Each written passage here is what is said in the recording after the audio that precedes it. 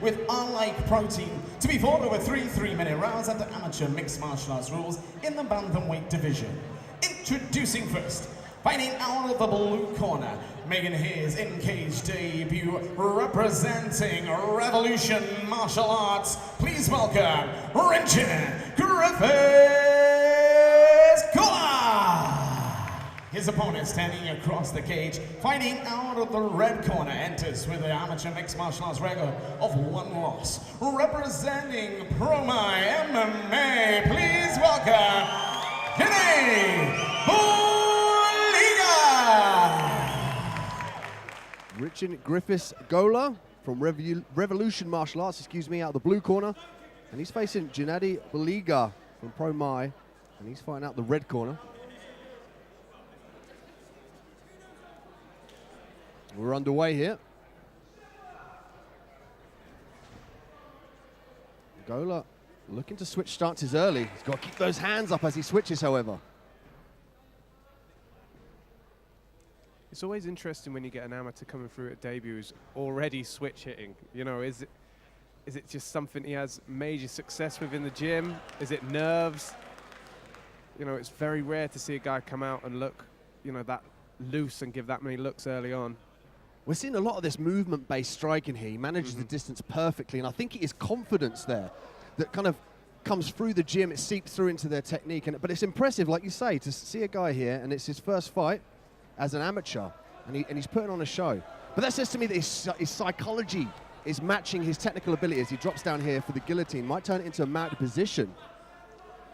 Yeah, scramble here, but might end up getting his back taken. Good work from Buliga. Yeah, Buliga did a great job of utilizing the underhook there and turn his hips downward. Now he finds himself in the mount. He's got to free his head from this position. Now he can start doing some damage from the top. So he'll get both knees on the ground and start firing those punches down the center. Beautiful work from Golha now trying to go out the back door. Yeah, Golha trying to work that position there. The donkey guard, but again, the guillotine needs to think about defending the neck here, turning the chin in, keep that pressure heavy there on his right shoulder, and work his head out of this position. Yeah, it doesn't seem too bothered at the moment, but I mean, that can change quickly. Now he looks bothered. Yeah. Arm is in. I mean, it's a tough choke to get. If you don't get it, it's a lot of energy. Buliga's really cranking this here. He tends to be kind of, he's got his shoulder up nice and high, but what he needs to do, David, is pull his arm around, his right arm like a clock hand on a clock face. So, because he's got the arm in there, the arm in guillotine is very difficult to finish, particularly if you try and kind of hang somebody with it, if you try and like chop their head off, if you imagine that. But yeah, like you said, his arm's almost certainly burnt out in that position. Wasn't able to get that clock motion and finish the choke. Finds himself on the back here. Golha now going to look to use strikes to open up this position and drop down for a guillotine of his own. Yeah, and that, again, it looks quite comfortable in there, I think, Buliga. Almost tripoded up and does well to get out of it. Now reaping the leg. Wow, some nice jiu-jitsu exchanges from these two. Look at that transition to the opposite side leg. Now he's looking for the straight footlock here. Wow, are we going to see 2 straight lock finishes in a row? Very rare to see him in MMA at all. Almost a 50-50 position now. Foot popped out there. Buliga very aware of his enablement to turn around and get his foot out of danger. Both back to the feet. Wow, such amazing scrambles here from the amateurs. Yeah, beautiful work from these two on the feet and on the floor. Very good job of matchmaking from the FIGHTSTAR team. It's so difficult, Dean, to match amateurs that haven't had a fight before. Well, in Buliga's case, he's 0-1. But you know, you never know what you're going to get. But great effort from Raj and the team at FIGHTSTAR here, because this is a great fight thus far. Great opening round, and a very difficult one in the judges' eyes to score, I'd say, as well.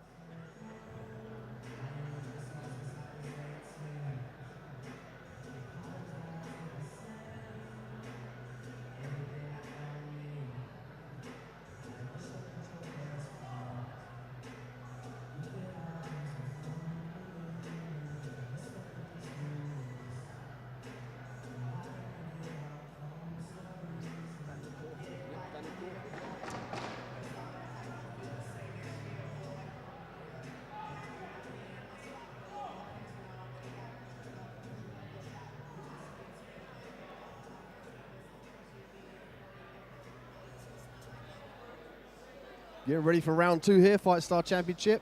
Number 14, Golha and Buliga.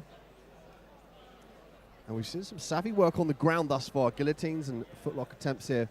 I just noticed Daniel Crawford actually in the corner of Golha, and that would explain a lot with regards to the ground game and the striking ability. Daniel's very high level on the ground. I rolled him in myself, and he's excellent at footlocks.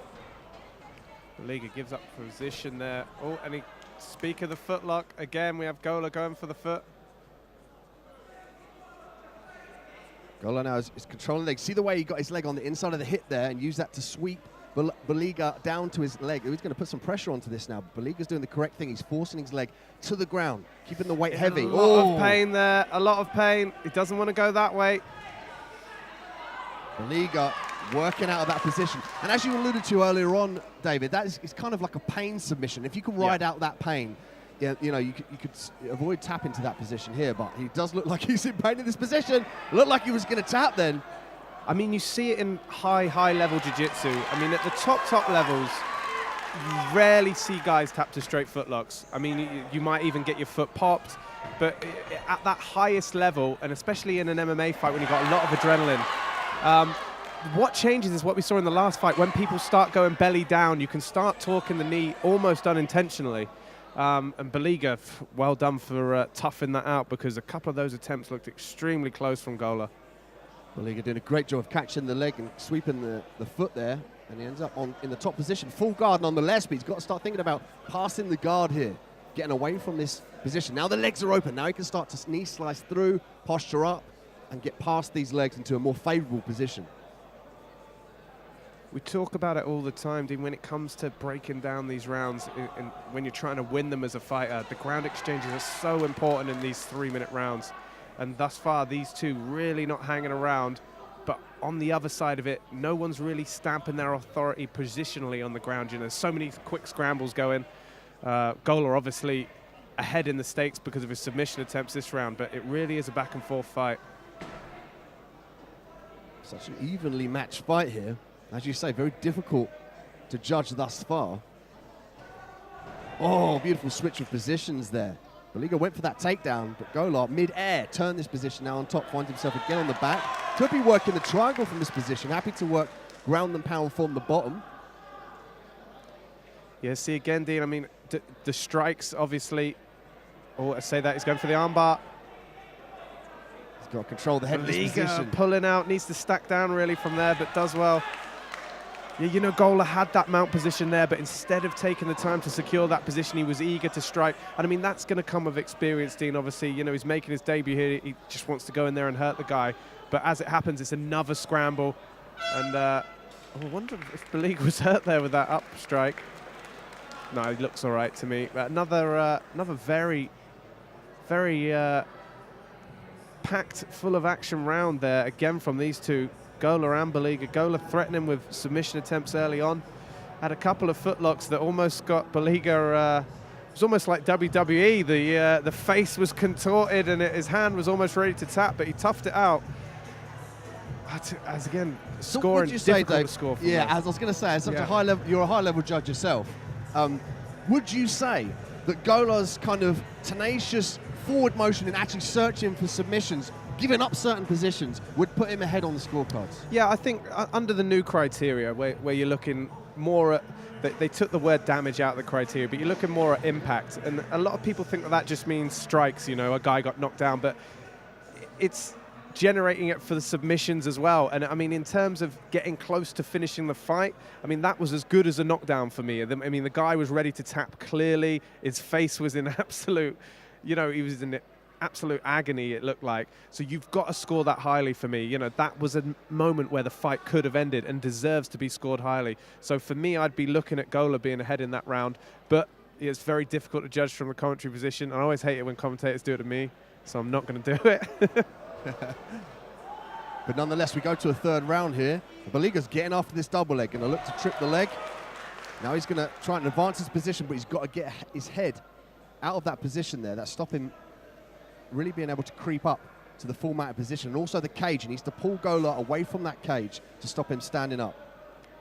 Yeah, again, Golha, kind of more reacting to the takedown once it's happened rather than trying to stop it. And he's actually managed to get on top in some scrambles from Buliga's takedowns. And looking to scramble here and get on top again. As I say that, beautiful work from Golha.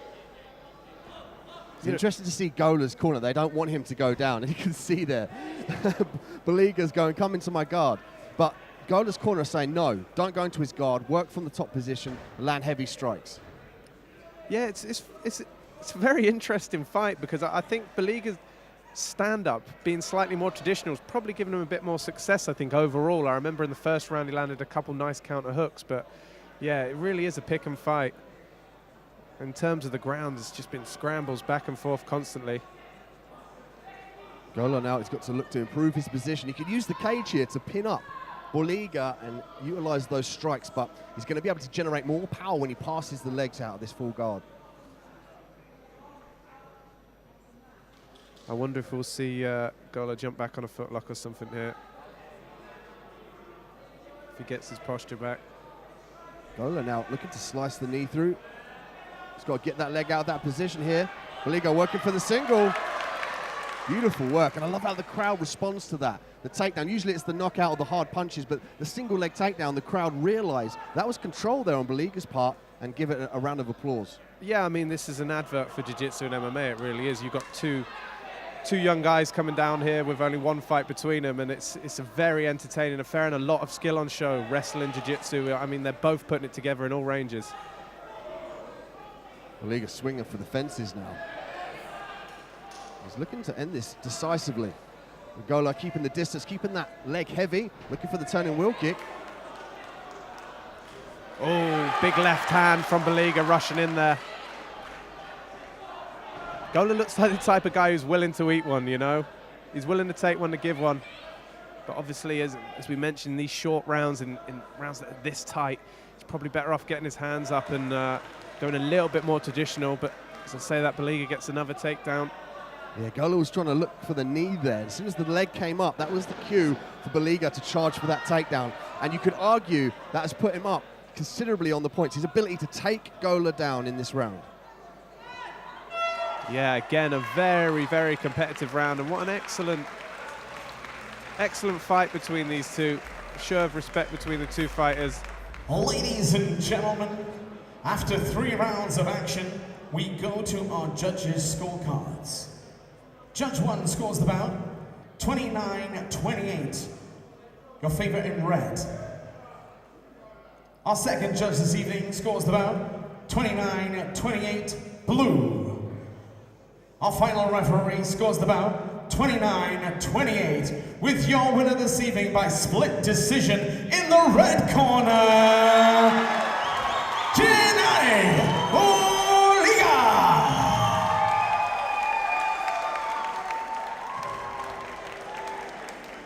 And this year for his opponent here for Rinchen Griffiths-Golha.